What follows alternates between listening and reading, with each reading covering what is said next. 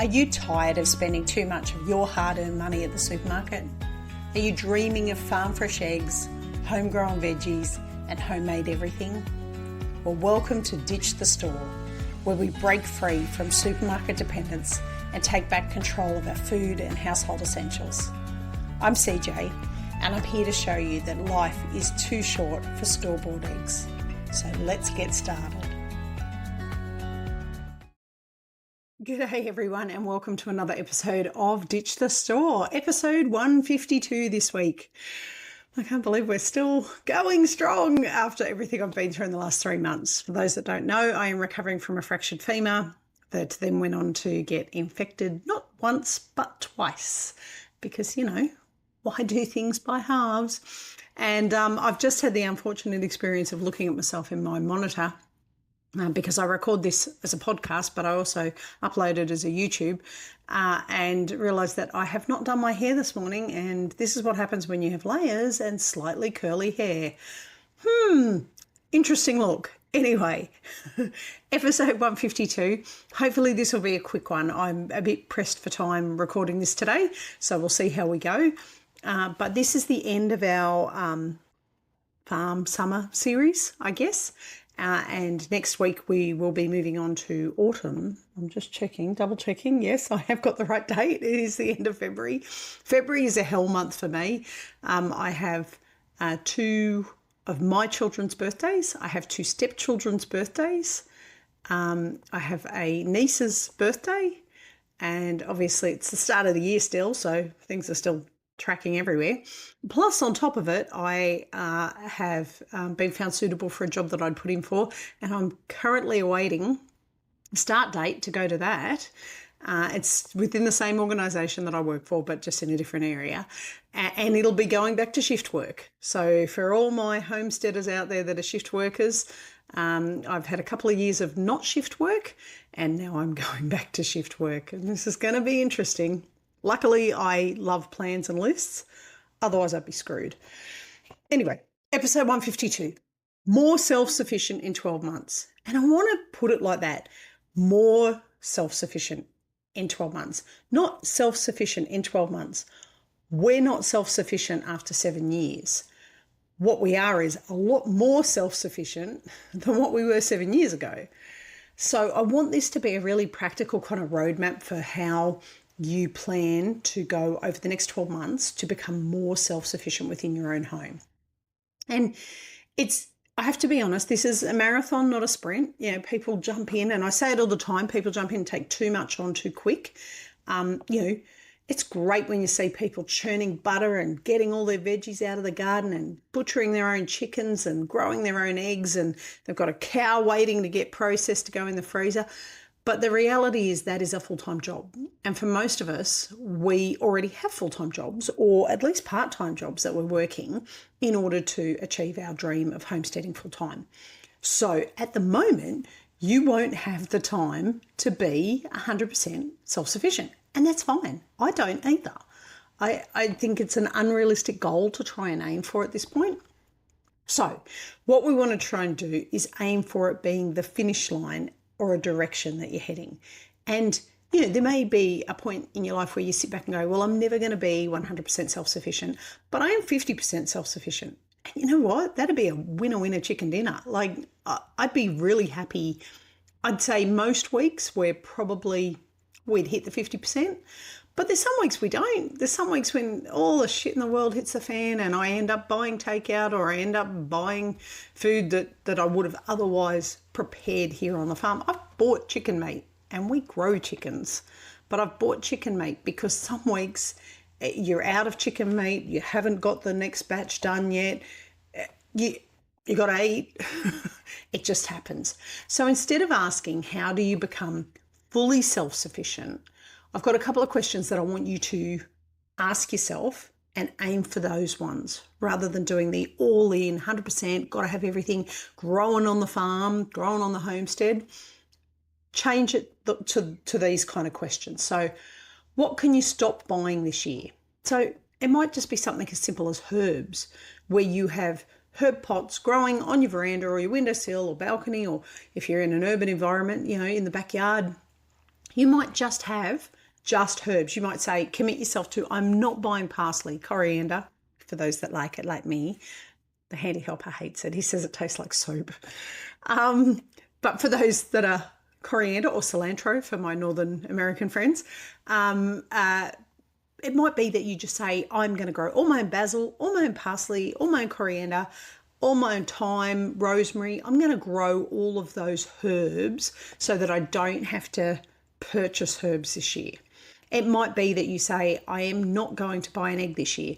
I am going to have my own chickens and I'm going to learn how to preserve eggs enough so that in the molt period, when they stop laying, that 4 to 6 weeks when they stop laying in the middle of winter, I'm going to have enough eggs to tide me over so that I don't have to buy eggs this year at all. Because all of us that have had chickens know that there's a point where you run out of preserved eggs, frozen eggs, any eggs that you've kind of put aside, the dates run out and they're no good, and you have to go and buy eggs. And you look at your little freeloaders and go, you bastards, you were supposed to be supplying me eggs and I'm off at the shops buying them. So maybe make that your goal this year. It could be that you don't want to have to buy bread. You want to make your own bread or make your own soap for a whole year. Just pick one thing and try and aim for that. The second one is, what can I learn to make? And this goes down to things like soap, laundry powder, bread. You could learn preserving. You could learn how to, and you don't even have to grow your own. You could just preserve your own by going and buying the actual produce that you haven't grown yet and have a crack at preserving it and see how you go with that. So that's something you could learn to do. You could learn to spin wool. We've got Angoras, and most years the Angora wool, because of the burr situation here, most years my Angora wool is only good for fillings, for insulation, for garden beds, things like that. But this year I have 2 little kids who have the most amazing fibre growing out of them, and they're in a paddock that is my milker's paddock, which means it's not full of burrs. Their coats are just beautiful at the moment. So I'm really looking forward to sharing them and being able to actually process proper wool instead of half processing it and then going, this is so full of burrs, I've got to chuck it into the veggie garden. What can I grow instead of purchasing? We talked about herbs, but what else? Things like garlic and onion and potato, they are so low maintenance, particularly heading into winter. They're the kinds of things you chuck in the ground and you leave them for a set period of time. Yes, you have to monitor them. Yes, you have to make sure the pests don't get in. If it's a really dry area, hot area, make sure they're getting water. But they are very low maintenance, and they'd be a great starting point for this year. I'm going to grow enough garlic so that I don't have to buy any. And if you're anything like us, we use so much garlic. One year we did that. We actually committed to growing enough garlic, and we had rows, like I'd platted them all up and everything, and we probably had about 5 plats of garlic.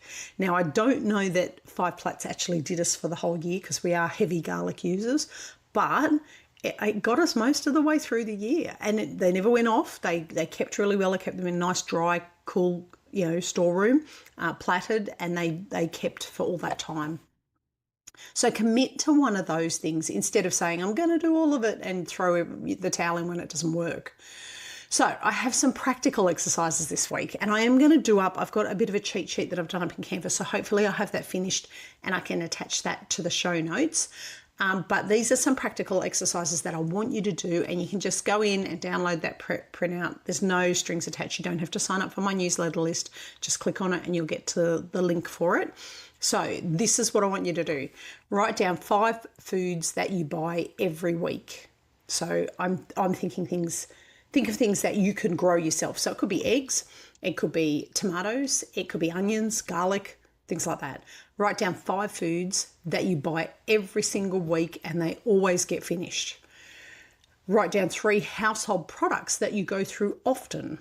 So soap would be an obvious one. Toothpaste. I actually found a recipe the other day online for toothpaste, and I was thinking, might give that a go. I can remember years ago somebody giving me like a powdered toothpaste where you just kind of dipped your toothbrush in and then went to town brushing, and it had a lot of bicarb soda in it, and it feels kind of funny the first couple of times you use it, but eventually my teeth they handled it really well. It looked really good. It could be laundry powder. I make my own laundry powder as well. So it could be laundry powder. That's a pretty simple one. If you've got a blender or a food processor or a Thermomix like I do, then it's really easy to make that. And one skill you wish you had. Now, that could be something as simple as making the soap. That could be making the laundry powder. That could be making a loaf of bread, a sourdough bread. So write down all of those things that you want. 5 foods, 3 household products you go through often, and a skill you wish you had. That's your starting point. That's where I want you to look at and go, right, okay, out of those 5 foods, what could I grow this year that we then don't have to buy from the store? Out of those household products, what would be the easiest one for me to start with to have a crack at making so that I don't have to buy it from the store? Toilet paper is something that we're always going to buy from the store. I'm never going to convince my family to use reusable toilet paper. I've heard of it. I have mixed emotions around it. My family have very strong emotions around it. We're never going to veer away from toilet paper. We're always going to be dependent on our store-bought toilet paper. That's just something that we've accepted. And that's what I mean when I say if you get to 50% self-sufficiency, you're doing well. Anybody out there that says they're at 100% self-sufficiency, show me your toilet paper situation, because I really would like to see that. But what I want you to aim for on that list is trying to do 1 or 2 more things than you did last year. So grow something, make something, and have a skill that you've learned between now and the end of this year. You don't have to do everything. Now, I did go through and kind of work it out roughly seasonally what it would look like to go through that. And I'm going to be really realistic about this because I'm a shift worker and a mum to 2 kids who are teenagers who both play at least 2 sports each, plus go to school full time. We don't homeschool. In Australia, homeschooling is nowhere near as big as what it is in the US. And our school system's actually pretty good. The only time I've had problems with teachers trying to impose their views on kids when I've raised it with the school have taken it on board seriously, and they've nailed that, because as far as I'm concerned, teachers are there to teach our kids. They're not there to impose their views on our kids.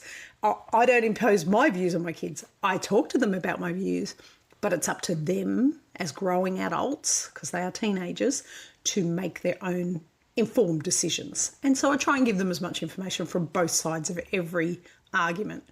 And school teachers sometimes don't do that, and that can be frustrating. And I know that there's been a lot of problems in other countries in relation to that. In Australia, we're very lucky. If we put our foot down and say, I don't want you preaching to my child about that, in most cases, the schools will step in and say, all right, that's not going to get shoved down your kid's throat. So I'm going to assume that you're listening and you've got this list and you want to be more self-sufficient by the end of the 12 months, but you work, you've got kids. Now, you may not have kids, but you might have an elderly parent that you look after. You might have a partner that you are a carer for. You might have other relatives that you are responsible for that you have to look after. So I'm not necessarily saying they're your kids, but you have dependents. Let's say you're tired sometimes. I'm over 50. If there's a woman out there that's over 50 and not tired, could you please let me know what you're taking? Because I feel like I'm exhausted all the time. And you're on a budget. Now, I think everybody should be on a budget. Even if you had $1 million in the bank, even if you owned your own property, I still think you should be on a budget. Budgets are just a way of tracking your money and knowing exactly where it is. That being said, of course, I think people should be on a budget. You shouldn't spend money unnecessarily. There's some things that I would spend money on if I had oodles of it. Travel, for instance. If I could fly business class, absolutely I'd be flying business class. I think that would be a well-spent dollar. Do I want to spend money on overpriced things at the grocery store? No, I can draw the line there, and that's my line in the sand. And I think everybody should have a line in the sand of things that they are non-negotiable, they will spend the extra money on, and other things that they're on a budget on and they want to be frugal. I like the word frugal. I don't think it has the same connotation as being a tight ass, which is a very common Australian term. I think in Australia, there's a lot of people that can be real tight, and there's times to be tight and there's times not to be. And so I think frugal fits that bill a lot better. Frugal to me means I only spend money on things that are important to me. So like I say, travel, I would probably upgrade my class of travel if I was on a 26-hour flight. If I'm only on a 2-hour, 3-hour flight, even an 8-hour flight, economy will do. I'm not worried. It just depends where your line in the sand is. Anyway, I want to go through the seasons and see how we go. So autumn would be building your foundations. And for us here in Australia, we're about to go into autumn. So this is a great time to do this. Your focus should be on soils, systems, and simple skills. And so our practical actions for autumn, if you're looking at those things that I listed before, the 5 foods, the 3 household goods, and 1 skill, your practical actions could be build 1 garden bed, not 5, 1 garden bed. Remember, we're only trying to replace 1 fruit or vegetable or egg or whatever, food group this year. We're only trying to replace 1. So 1 garden bed. Now, in amongst that 1 garden bed, if you've got tomatoes growing or potatoes growing and you've got some herbs growing around the edge of it, fantastic, you've done 2. That's beautiful. If you only get the potatoes, onions or garlic growing, well, guess what? That's fine too. 1 garden bed. Don't try and go crazy with as many garden beds as what you'll need in the end. Start a compost system. Even if that is just a bin, and you can buy the bins that you can kind of half bury in the ground, but honestly, go to the green store, like your secondhand recycling places, get an old plastic bin and cut the arse out of it. And then just bury it down a little bit with the arse cut out of it and put the lid on it. And when you put the scraps in, you put the lid on to close it, and it's all still sitting at soil level. And that way it gets that lovely heat out of the, like the thermo heat out of the soil level to really get that compost action going. Plant garlic and onions. Low effort, high reward. I love these. I love garlic and onions because you really do put them in. And particularly in winter in Australia, if you're in the southern states, we get a lot of rain through winter. You don't have to worry about watering them. If anything, you have to try and make sure they stay dry enough and that they don't get rotted from being overwatered. But you really just have to check them. You don't have to do a lot. So that's a great one to start with. And certainly we're about to put onions and garlics in here because I need to get back on track after my fractured leg, and they're a really easy one because I don't have to do a lot. Learn to bake 1 loaf of bread properly. Now, don't be disappointed when your first couple turn out shit, because my first couple turned out, oh my God, in my first 50, I probably had more blocks of concrete and paperweights than I did edible loaves of bread. So don't stress if you don't get it right the first go. You will eventually get it right. You just got to persevere with it and see what works. And pay attention to rising and when it rises, you don't want to overproof. So look up overproof and underproof. They're going to be your 2 killers with sourdough. I'm not going to go into those now. I think I've done a sourdough episode before, but overproofing and underproofing are your killers. If you're worried it's going to overproof and go too quick, whack it in the fridge. Slows the yeast growth down, slows the processing down, and that way you don't overproof your bread. Start saving veggie scraps for stock.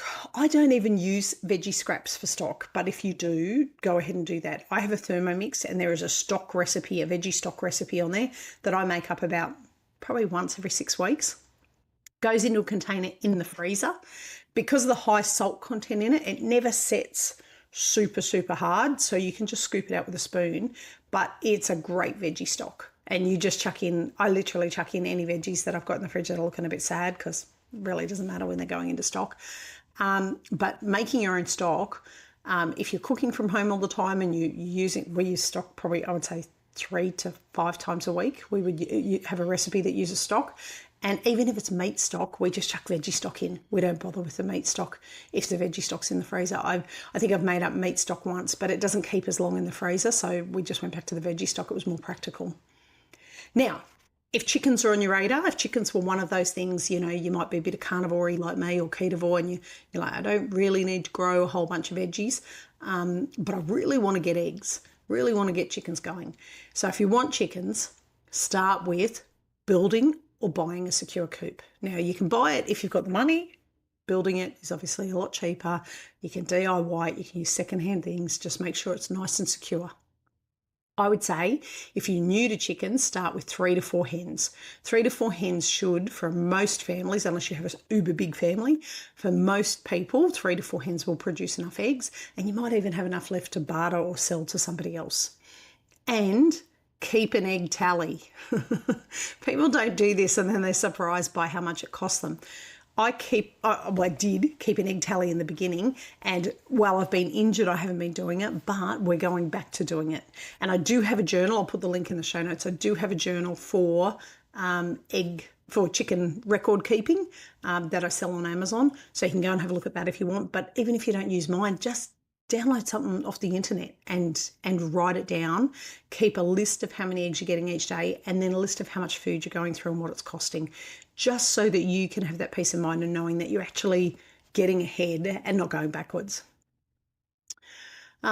Getting systems and things sorted in autumn, I think, sets you up for the rest of the year. So it might just be me with my list building OCD, but it certainly makes it easier later on. Winter skill building. That's what it is to me. It's the skill building season. It's time to learn and prep. Because you're not outside as much, or for most people, unless you live in a very beautiful sunny area through winter. If you're in Queensland or Florida, then that would be different. But for most of us in winter, it's a colder, darker time of the year. The sun sets earlier, it rises later, it's colder outside. You don't necessarily want to be out trooping around the paddock with the animals. Most of your animals will either, if you're in a snowy area, will be in a barn situation, so you'll only be going and managing them in the barn, or they'll be in an area where they're probably sheltering and not out in the paddock as much. So you're not going to want to be out in that weather. We don't. We certainly rug up and go out, do our chores and get back in front of the fire. So some practical actions for winter would be cooking from scratch 4 nights a week. You're inside the house more, why not cook more? If you've got a wood-fired stove like we do, it's a great time to start doing casseroles. You can put them on earlier in the day and leave them sitting on the fireplace all day. Now, so long as you've got the fireplace stoked up enough and that temperature is running at a simmer all day, you're not going to have bad food at the end of the day. I have left stews sitting there from 6 o'clock in the morning till 6 o'clock at night with the fireplace stocked up, and come home to a beautiful smelling house because the stew smells right through the house. But also dinner completely cooked, and literally we get some toasty bread out and the kids sit down and scoff. Learn a preserving method. Now, I would say go with fermenting. I've just started fermenting sauerkraut because I'm trying to counteract all the antibiotics I'm on at the moment. And fermenting is so easy. I did buy a special jar for it, a jar with the little pipette thing at the top that allows the gas to come out. It cost me $45 to $49 Australian. It's huge. It's a huge Kilner jar with the proper lid on it. It's got the weights that come in to hold the cabbage down. So I would say have a crack at fermenting over the winter months and see how you go. There's lots of recipes online for it, but it's super, super simple. It's basically cabbage and salt and then some salted brine over the top to make sure that you're covering it all with water. And then leave it for whatever period is suitable for your taste buds or what you want. I've heard that 2 weeks is optimal. 3 weeks it can get a bit strong, but around that 2 week mark is for fermenting is where the probiotics or prebiotics are at their peak. So that's a good spot to stop and put in the fridge. Have a go at making one homemade product like soap or cleaning spray or something like that. If you're in the house anyway, and I'll caveat that by saying if you're making soap, depending on the process you're using, you may want to do it on a veranda or at least do it in a room that has a very wide open window. The soap, the caustic soda can be a bit much in a closed-in space, and it's not recommended to do it in a closed-in space. So I generally do it on our veranda. But have a go at making one product. And honestly, cleaning sprays, and I've got a whole list of them. There's a whole bunch I've done so many podcasts and blog posts on it. Cleaning sprays and laundry powders are probably the simplest to do. One of my listeners made her own dishwashing soap for washing machines. So an actual dishwasher tablet, and she made it and it worked great, she said. So have a crack at something like that and see how you go. Ordering seeds and planting your garden. I think winter's a great time to sit down because you're not outside as much. Sit down and map out what you want to grow and where you're going to grow it. And then make sure you've got all the seeds and all the tools and netting if you need it. My next big thing is to get some netting for our apple trees because the pests keep getting to them. So that's the next thing on my list. So I'm going to start planning those things out and then try and purchase the things that I need to purchase or make the things I need to make over winter so that come spring, I'm ready to go. I've got everything there and it's all set up. Winter is also a really good time to have a crack at tracking your grocery spending just for 1 month. Don't have to do it forever, even if you did it for 2 weeks, and see what you're spending and what you're using. And I mean, I don't think there's an adult out here who doesn't get joy out of emptying a container out of the fridge and using every single item out of it. I'm nearly done with a 2 kilo tub of yogurt that I bought when I was, first out of hospital and on antibiotics. And I just thought this morning, wow, I've almost used it all and it hasn't expired. I'm so excited. There's nothing worse than having leftovers. So throw out leftovers. So track your grocery spending for a month and see how you go with that. It'll give you a good idea of what you're spending money on, and that means you can plan better for what you want to grow in spring. So don't, and I put a little note here, winter's not lazy, it's strategic, because I do tend to stay inside a lot more during winter. It's very cold here. We don't get snow. Well, we do occasionally get snow, but it doesn't last. We don't get snow that stays on the ground. But it's definitely a time where I spend a lot less time out in the paddock and a lot more time inside. Spring is growth mode for me.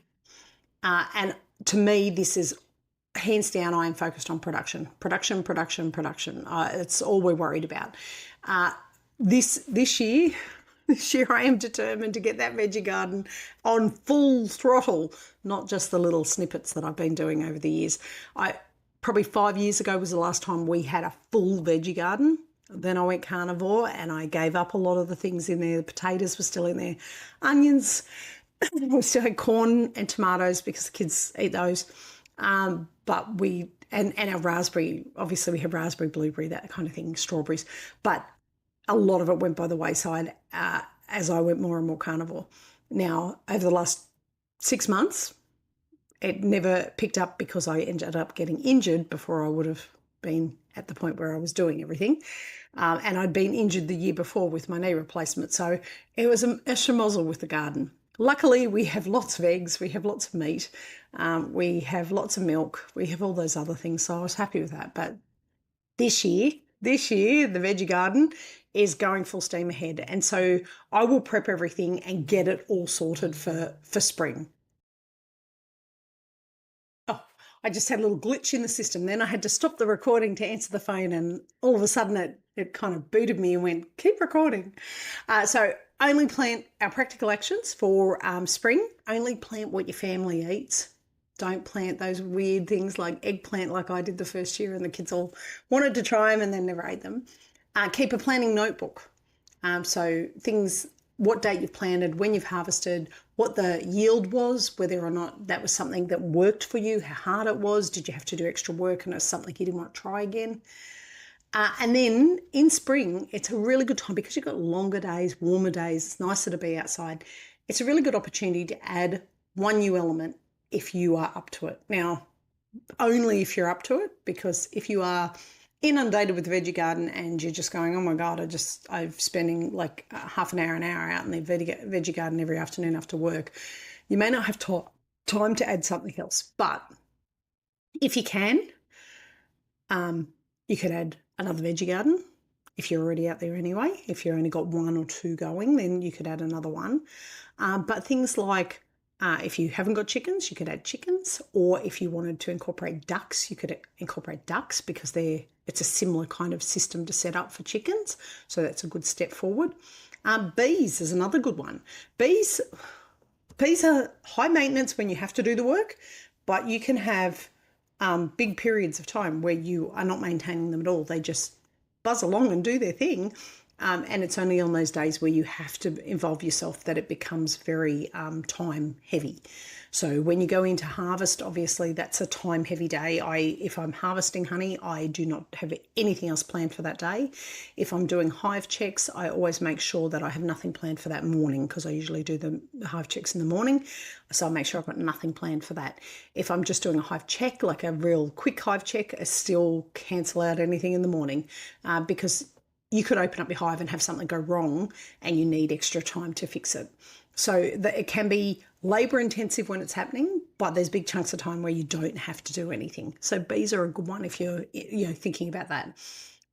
Meat birds, you could even start with just 10 just to see how you go. I mean, and I would say anything you add to, anything you incorporate that's new, start small.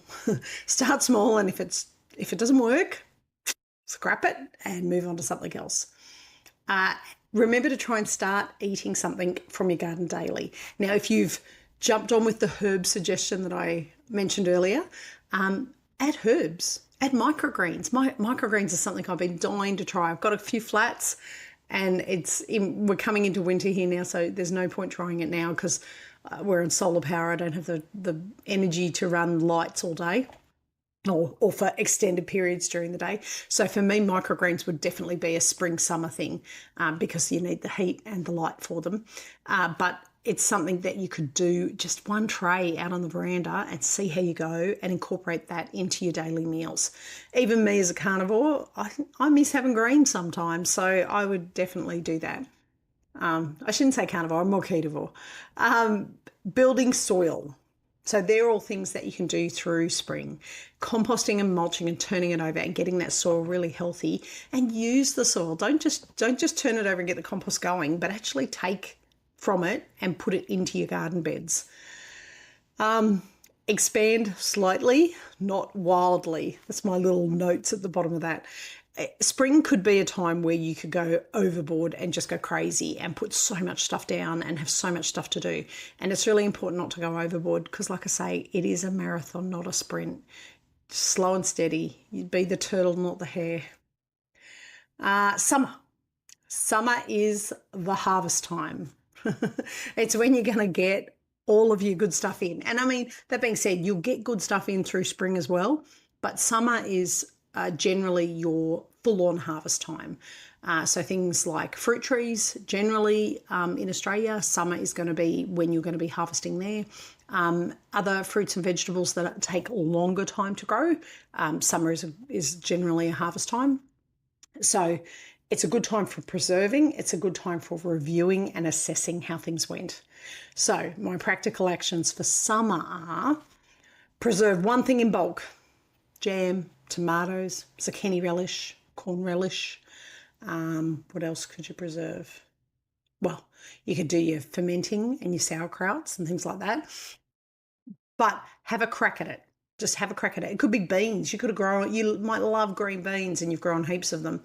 Have a crack at preserving them in bulk so that you have enough to last you through winter if it is a seasonal product that doesn't grow through winter. Dehydrating herbs. Now, you can use electric dehydrators to do that, or you can just dehydrate using this like mesh, I call them the off-grid dehydrators because they don't require any power.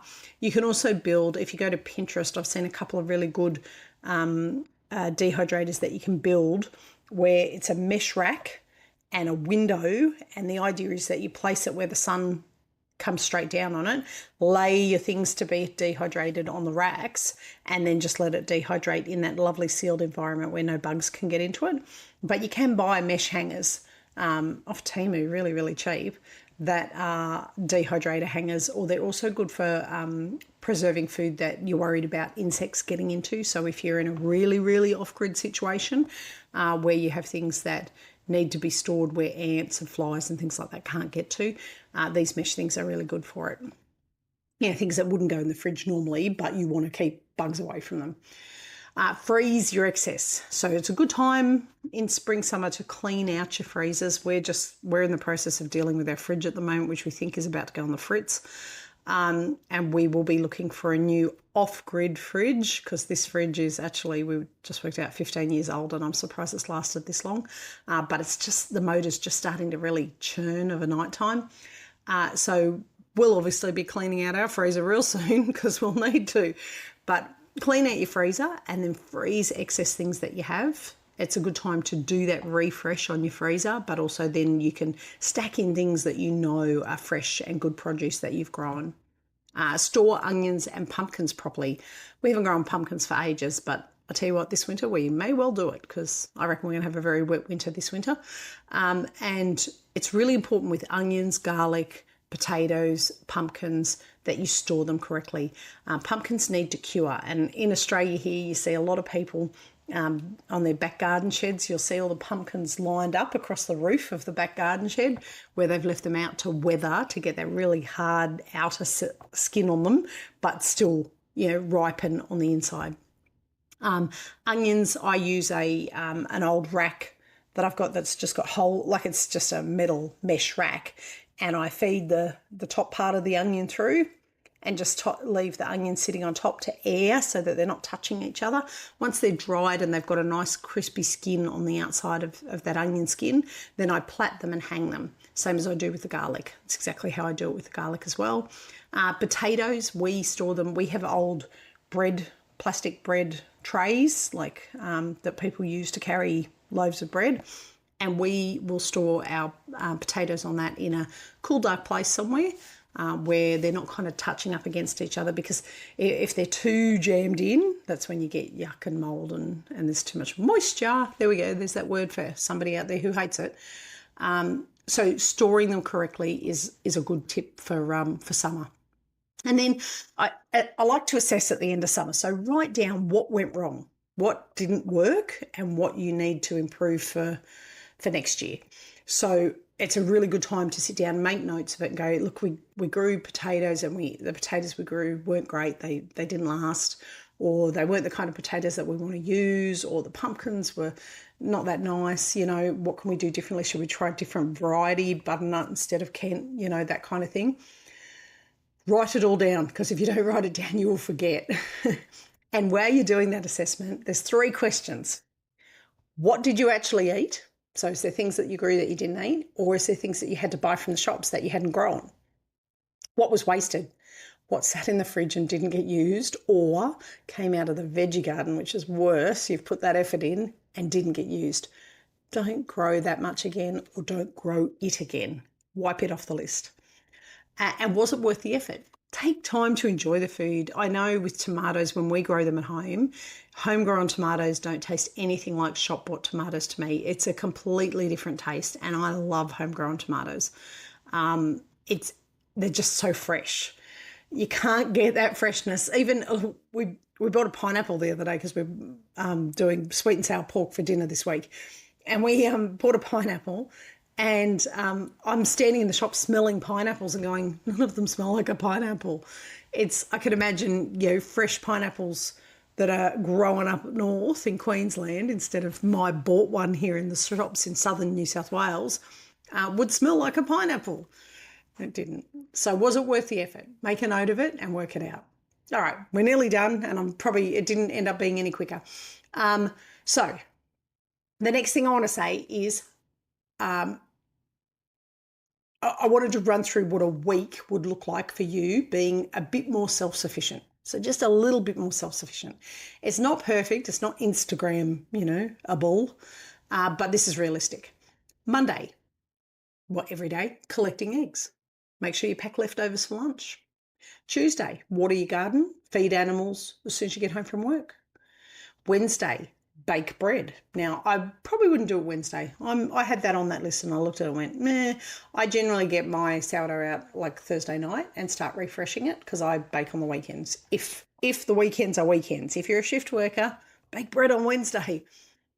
Make sure your washing's hung out. Now, I know a lot of my US friends over in the US, I couldn't believe everywhere we stayed had dryers for drying your clothes. In Australia, we don't use dryers like that, particularly in off-grid environments. We have clotheslines and we hang everything on the clotheslines. Now, for us, we don't even hang them outside on the clothesline. We have a clothesline on a veranda, which gets hot enough to dry everything.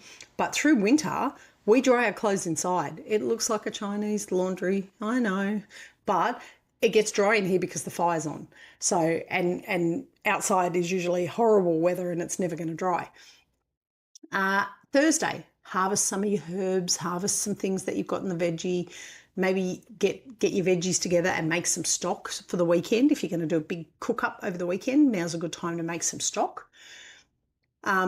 Friday, you might come home and clean out animal yards. or you might rotate the compost, or you might put some of the soil into some of the veggie garden beds, prepping for the weekend.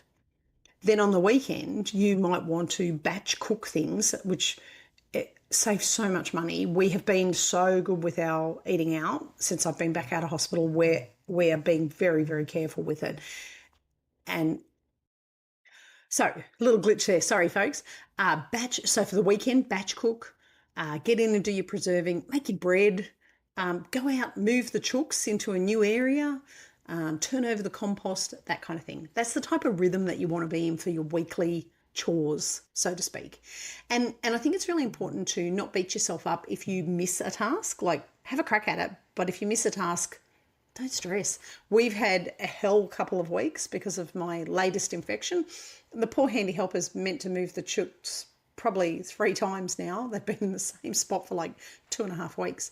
And they're desperate to be moved onto fresh grass. But you know what? They're not dying. They're still getting food. They're still laying eggs. Everything's going okay.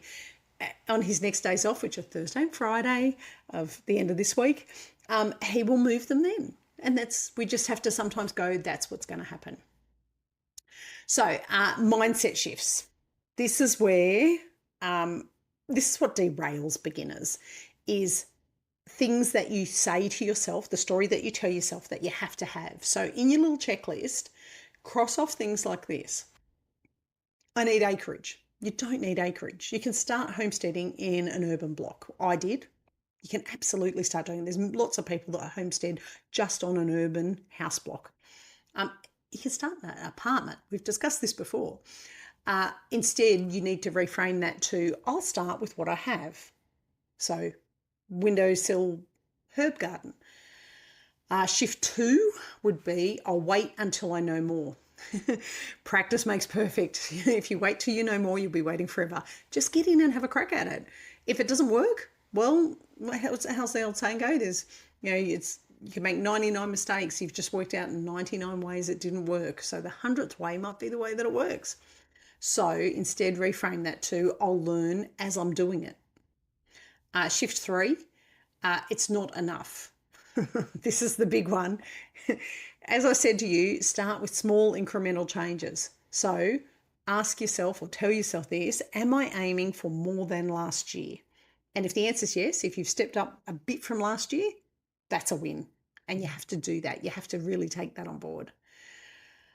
So 6 areas of self-sufficiency. Try and pick one per season and just one and focus on that. And these are my list.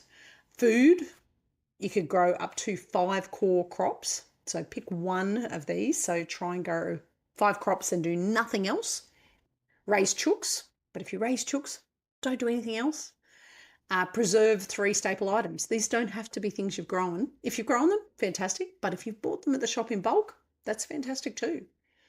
In your home, try making a cleaning spray. Try mending clothes and repairing clothes versus buying new clothes. It used to be a real old skill that we repaired clothes and we kept wearing them. But these days with fast fashion, we just tend to replace them. But if you've got good quality stuff, fix the zipper on that jacket. Fix the buttons. Rehem something so it's not dragging in the mud and getting torn at the bottom. Fix something around the house instead of replacing it. So if you've got a fly screen that's pushed out, learn how to fix it. If you've got something wrong with your car, fix it rather than having to take it to the person to get it done. If you've got a broken door lock, have a go fixing it yourself. You can YouTube just about anything to teach you how to do that. For your health, you could have a crack at brewing herbal teas. This is something I've always wanted to try. I like tea, so if you like tea, great. If you don't like tea, don't worry about it. But have a crack at brewing herbal teas. There's a couple of people, really good people online who talk about different kinds of tea mixes to do. Make a bone broth weekly. Imagine all that collagen that you'd be getting. And it's a good, nice little soup kind of thing. So if you're just having something quick for lunch and having a bone broth soup, it's really nice. You can drop an egg in it. You could drop some noodles in it if you eat, noodles. You could drop some chicken in it and have like a chicken broth soup. And the last one is improve your real food cooking. So aim for, depending on how much takeout you eat, we Thursday nights, we always have takeout because we are in town for kids' things until like 9:30 at night. So we don't bother packing something and taking it in with us. We just say that's our takeout night. But 6 nights of the week, we cook at home, and it's only Thursday nights that we have takeout. And be only under very special occasions that we would not, that we would eat takeout more than once a week. So if that's you, if it's only once a week, great. Aim for 6 nights a week where you are cooking from home from scratch. Skills: bake your bread. Let's say that quickly. Bake bread consistently. So have a crack at doing that and see how you go with it. Learn basic tool use. If you're somebody who's not been a handy person and you've not been able to repair things yourself, go online, learn about it, and maybe buy yourself. You don't have to go overboard buying some super expensive one, but go down to Bunnings and speak to the guys down there and say, look, I want a drill set, or I want, a saw set or something like that, but I want good quality, but not top of the range. It's just for me as a handy person. It's not for me to use commercially. Start bartering. If you do have produce that you're making, even if it's things like soaps, if you've got produce you're making, start trying to look around and barter to see if you can sell that on to other people or swap it out with other people. Community, swap eggs for produce. I sell my eggs, so that doesn't work for me, but swap eggs for produce if you've only got a few. Join a local community group. If you are in an urban environment and you're not on an acreage and you need some garden experience, join a local community garden group. It's the best thing you could do.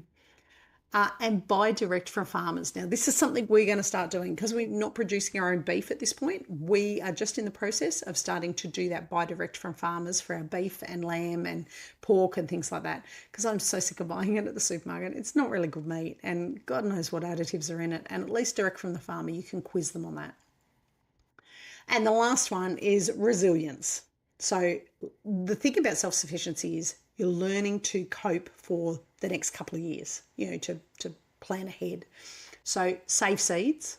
Saving seeds is actually not that hard. And you can buy on Amazon, you can buy little packets of envelopes, like 100 envelopes that you can put your seeds in to keep them safe. You can buy tins that seed saver tins that are airtight, which are really good too. Make sure your seeds are dried out completely before you put them in an airtight container though, because you want them really, really dry, depending on the seed. Keep written records. So get yourself a journal. I've got journals that I sell on Amazon, but you don't have to buy one of mine. Get yourself a journal and just start writing everything down. Reduce one reoccurring expense. So something that you buy out, try and reduce that. Try and make it at home. Whether it's soap, special shampoos or conditioners, laundry powder, face moisturizer, fruit or veg that you always buy, making your own bread to cover the bread costs. Reduce one recurring expense. So pick only one category per season, okay? And you can time them to suit the seasons and then master them in very, very small chunks. Now, once you've done all that, I just want you to think about it as far as self-sufficiency isn't about perfection, it's about progress. And every time you reduce one cost or improve one skill, that's going to carry you through for the next 12 months where you're going to be changing the way that your household runs. And you just have to do those little micro steps. If you try and do it all at once, and I did try and do it all at once in the first year, and I was so burnt out and struggled so much, you just want to make sure that you're making a little bit of progress. Cut it down into 3-month blocks and just go, all right, this autumn, what am I going to do? For me, it's going to be, this is what I'm going to say to you guys. For me, it's going to be, I'm going to start making my soap again because I haven't done it for a while.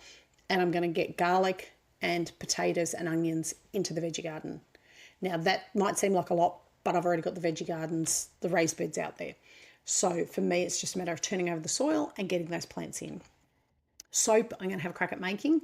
Skill-wise, I don't know what I'll do skill-wise. I'll let you know. But what I'd love you to do is post a list of what you're going to do and let me know in DMs what you're going to do, and I will cheer for you the whole way. Anyway, that's it for me. Sorry about the couple of glitches. I was recording and had a couple of phone calls that I had to take. I will talk to you all next week. Bye for now. Well, that's it for today's episode of Ditch the Store. If you're loving the journey to self-sufficiency, be sure to subscribe. You can also leave a review for us or share this episode with a friend who's ready to break up with their supermarket. If you've got questions or success stories, we'd love to hear about them on the socials. You can also find me at www.mojohomestead.net. Until next time, keep raising, growing and making. And remember, life's too short for store-bought eggs.